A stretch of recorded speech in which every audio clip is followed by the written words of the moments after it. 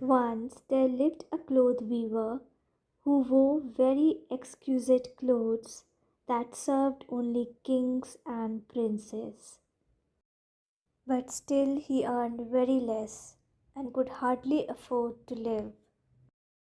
Other weavers in the locality were rich, despite the fact that they weaved much inferior clothes.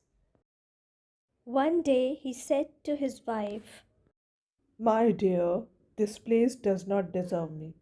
I weave superior clothes, and yet I earn so little. On the other hand, the other weavers grow richer by the day with their inferior clothes. I shall seek my success somewhere else. His wife, however, did not want to leave, for there was no assurance of betterment somewhere else. But the weaver had made up his mind and left the place in search of better prospects. He went to another city where he indeed was successful. His clothes became popular for the high quality, and in 3 years he had saved 300 coins of gold. Now that he was rich, he decided to return home to his hometown and his wife. During his journey in the middle of the jungle at night, he heard two voices. Destiny said, Action, you should not have let the weaver earn 300 gold coins.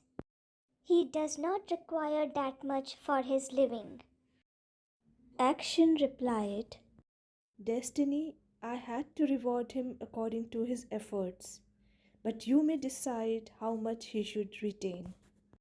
He checked into his bag to find that the gold coins were lost. He became very sad and thought, I will not be able to face my wife. All my efforts for the last 3 years have been lost. so he discontinued his journey and returned to the city. He again worked very hard and within a year earned 500 gold coins. Now that he was rich again, he decided to return home to his wife.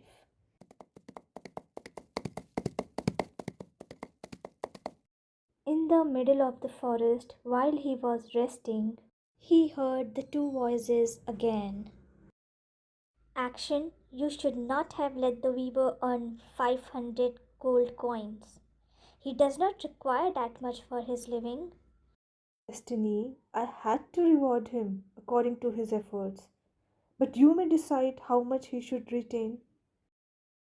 When he heard this, remembering the last time, he quickly checked into the bag and found that the gold coins were missing. He became very sad and wished he died. There is no point in living. I have lost all my money again and cannot face my wife in this state of poverty. I will kill myself. He reached to the river, and as he was about to jump, he heard the voice. Hey, I am Destiny. I have taken the gold coins from you, as you did not need that much money for your living. But I am pleased with your good deeds. I permit you to ask for a boon that I shall grant. Please, please, please, please give me a lot of gold coins. That is the only boon that I ask you to grant. But, my friend, you are not destined to earn more than you need for a living. Why do you ask for the money that you cannot enjoy? But the weaver was adamant, so the wish was granted. I shall grant you your wish, but what you have to do is you have to return back to the city and visit any two merchants' house. Study their behavior and let me know how you would like your money to be. So he discontinued his journey and returned to the city. He went into a merchant's house and was greeted as a guest according to local traditions. This merchant was very rich, but did not like this unwanted guest. They gave him food in the most insulting manner and offered a dirty bed for the night. At night he heard the two voices again. Action. You should not have let the merchant provide food to the weaver. He has forced himself as an unwanted guest. Destiny, the weaver needed to be provided for the night, and the merchant did so in his miserly ways. But you may decide the outcome. Next morning he went into another merchant's house, where he was warmly welcomed. He was provided with new clothes and water to bathe. He was then served a lavish dinner and a comfortable bed to sleep in.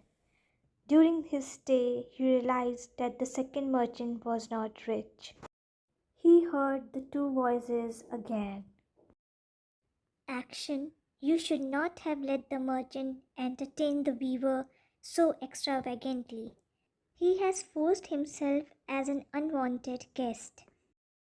Destiny, the weaver needed to be provided for the night, and the merchant did so in a generous way. But you may decide the outcome. Next morning, the weaver watched the king's servants bring money for the second merchant. Destiny had rewarded him for his good deeds. The weaver thought, The second merchant is not rich, but he leads a life which is better than the first merchant, who is very rich. on his way homewards, he again heard the same voice. How do you want your money to be? Just give me only the money that I will be able to enjoy to the fullest, like the second merchant. His wish was granted, and he went home with some money that made his wife happy. They lived happily and were content with whatever they earned.